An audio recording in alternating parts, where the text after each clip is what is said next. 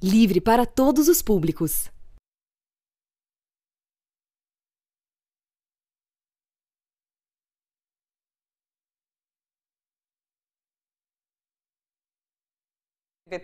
E de Casa Nova, como você pode ver, mas ainda no esquema provisório. Durante essa semana, o Bom para Todos será um pouco mais curto e a partir da próxima semana a gente volta com os nossos convidados num novo estúdio. Aqui você confere as principais notícias e os destaques do dia, comentados e analisados. Estamos ao vivo também pelo YouTube e Facebook no canal da Rede TVT. Se você quiser participar do programa, comente pelas nossas redes. Não esquece de dar like na nossa transmissão e compartilhe também. Vamos às notícias. Centrais sindicais protestam contra Jair Bolsonaro em São Paulo. O presidente cumpre agenda na capital paulista desde amanhã, quando participou do lançamento da pedra fundamental da primeira escola cívico-militar do estado, acompanhado dos filhos Flávio e Eduardo Bolsonaro e da nova secretária nacional de Cultura, Regina Duarte. Depois, Bolsonaro participou de um almoço na Fiesp, a Federação das Indústrias do Estado de São Paulo, que é uma das financiadoras dessa escola. Os manifestantes se concentraram em frente à sede da entidade, na Avenida Paulista. O Sindicato dos Químicos da cidade de São Paulo.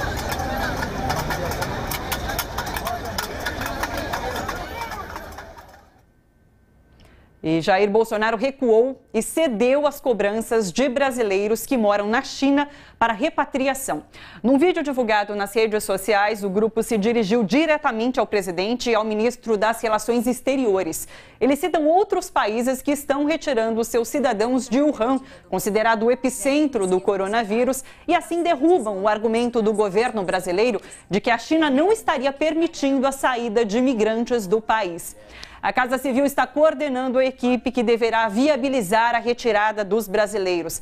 Além disso, o Executivo analisa formas de definir como será feita a quarentena no país, já que não há legislação brasileira sobre esse assunto.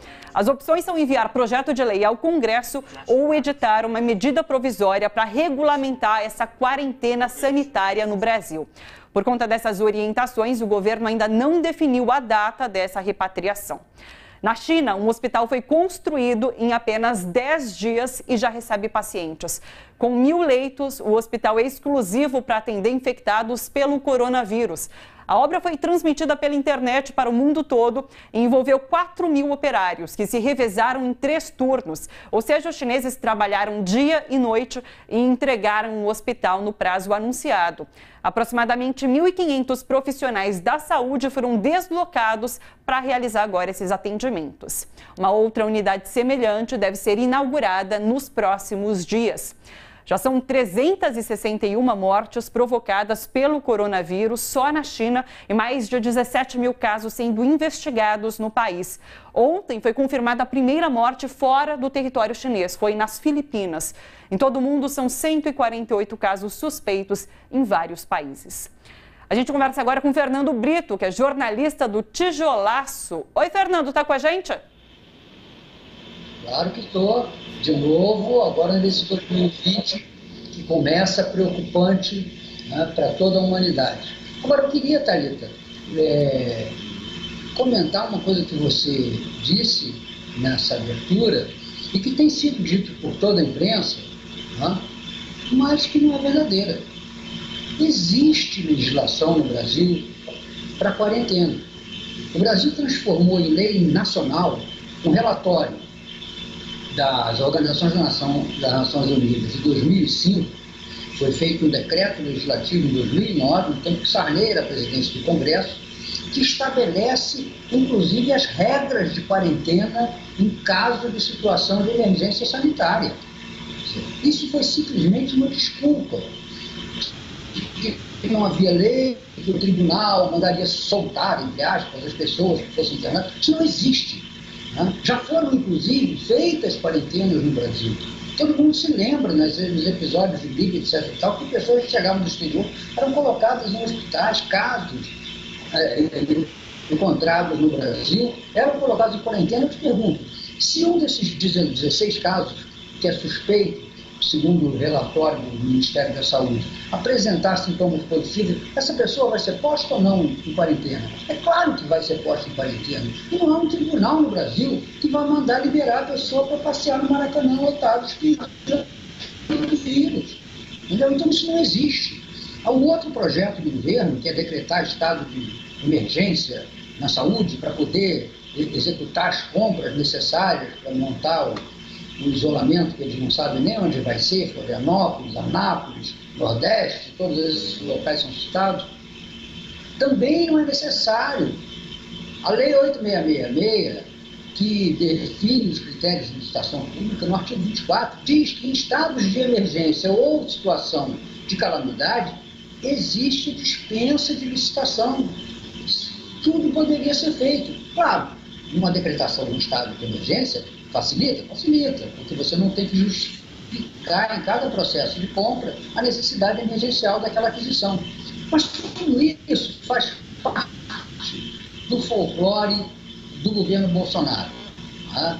Que se tivesse que se retratar como militar que ele foi, eu acho que ele estaria bem figurado num quadro em que ele estivesse com a espada na mão e gritasse: recuem, recuem, porque ele só faz recuar. Na sexta-feira era impossível, no domingo passou a ser possível. Isso não tem lógica. Isso tem uma questão, tem essa questão do apelo nas redes sociais, que para esse governo parece ser muito importante. Mexeu com as redes sociais, o governo toma então uma atitude. Eu acho que nesse caso ele foi um tanto quanto over, embora tenha sempre aquelas figuras patológicas, né, que dizem: deixa para lá, foram porque quiseram. Aliás, é curioso, se você consultar uma publicação do Nexo Jornal, você vai ver que dos 160 e poucos votos dados na China aos candidatos a presidente da República em 2018, mais de 100 foram para o Bolsonaro. Ele teve 107 votos, se eu não me engano, contra 17 do Amoedo, do Novo, 16 do Ciro e apenas 7 do Haddad. E eu não tenho a menor dúvida que são alguns dos que estão lá nessa dificuldade, são eleitores do Bolsonaro e nem por isso devem ser submetidos ao risco que está sendo imposto a eles pela permanência em Wuhan. A gente sabe que o governo chinês está tomando, como eles próprios disseram, as providências possíveis, mas a gente também sabe que essa emergência não é uma coisa para um dia, 2, uma semana ou 2. Aliás, basta pensar, será que se for uma coisa que eles que vai crescer, que vai se expandir e que vai perdurar, será que eles estariam construindo tantos hospitais em ritmo frenético para usar durante uma semana, 2? Claro que não. Fernando, você acha que há um desperdício de energia nessa movimentação em se criar uma legislação, sendo que, como você disse, já existe algo semelhante a isso? Não, esses movimentos estão sendo feitos simplesmente para justificar o que o Bolsonaro disse na sexta-feira, que era uma grossa asneira. Entendeu? É simplesmente para parecer que ele tinha razão. Vocês podem ir no site da Câmara dos Deputados e procurar o decreto legislativo 395 de 2009 e leiam os artigos que, de acordo com a recomendação das Organizações das Nações Unidas, o Brasil toma como lei interna. Está lá. Não precisa grandes pesquisas, não basta o Google. Não precisa chamar juristas de nomeada, não. Está lá escrito. Simplesmente. E é só olhar o último item do artigo 24 e os itens do artigo 25 da Lei das Licitações, a 8666, e você vai ver também que nas aquisições com dispensa de licitação, basta que você, no processo, justifique, caracterize a situação emergencial, nesse caso, em saúde. É uma loucura. Né? Alguém poder imaginar que como o Brasil, que não tem uma cultura jurídica subdesenvolvida, embora algum comportamento subdesenvolvido venha tendo no judiciário, mas que não tem uma cultura, que no Brasil simplesmente não existissem leis sanitárias, que não existissem leis que permitissem a contratação emergencial de serviços ou a compra emergencial de vacinas, de máscaras, de macas, de balões de oxigênio. Enfim, é óbvio, gente, é óbvio. Tem um ditado que se aprende logo no primeiro ano das faculdades de Direito, que diz que direito é bom senso. Se alguma coisa contraria o bom senso, pode ter certeza. Agora, tem os outros aspectos desse surto, ainda não é uma epidemia, desse surto de coronavírus na China, que são os aspectos econômicos, né? E esses são também graves e duradouros, embora parte do mercado esteja fingindo que não vai ser nada. Sim. Né? Fernando... Vou dar um exemplo. Sim. Não. Completa essa resposta para eu passar para a próxima pauta. Me interrompe, pode me interromper, porque senão eu falo a tarde inteira. Joe, eu quero te questionar sobre um outro assunto. A gente falou sobre essa passagem de Jair Bolsonaro aqui por São Paulo. Uma notícia de hoje da Folha de São Paulo aponta que a Polícia Federal descartou as suspeitas da promotoria e livrou Flávio Bolsonaro de 2 crimes.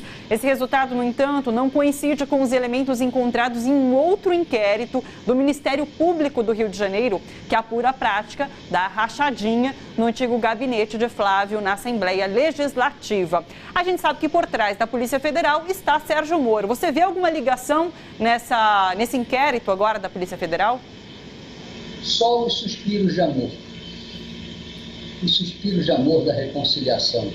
Depois da briga que quase levou ao rompimento dos dois, né, era preciso um gesto de boa vontade, encomendado ou não, mas que sem dúvida acontece com essa investigação negativa, enfim, de problemas do Flávio Bolsonaro, que a gente sabe, por todos os saques e depósitos que existiram na conta de Fabrício Queiroz, aquilo não era o dinheiro do motorista, aquilo era o dinheiro da família, era o dinheiro da política, era um fundo de financiamento das despesas pessoais e eleitorais do senador.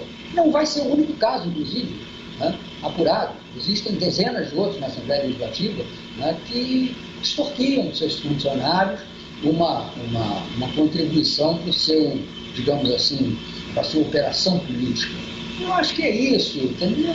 O problema é que o Brasil se tornou um país insensível, isso não choca mais ninguém. O governo Bolsonaro é um governo velho, sabe? É como o final do governo Sarney, ninguém leva mais a sério o que o governo diz. Sim.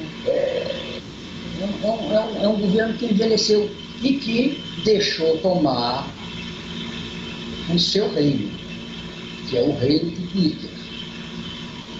Lá onde ele imperava absoluto, agora existe um cavaleiro chamado Sérgio Moro, que tomou de Jair Bolsonaro o lugar, né, de herói da anticorrupção. Sim. Então, esse é o problema do Bolsonaro. Sim.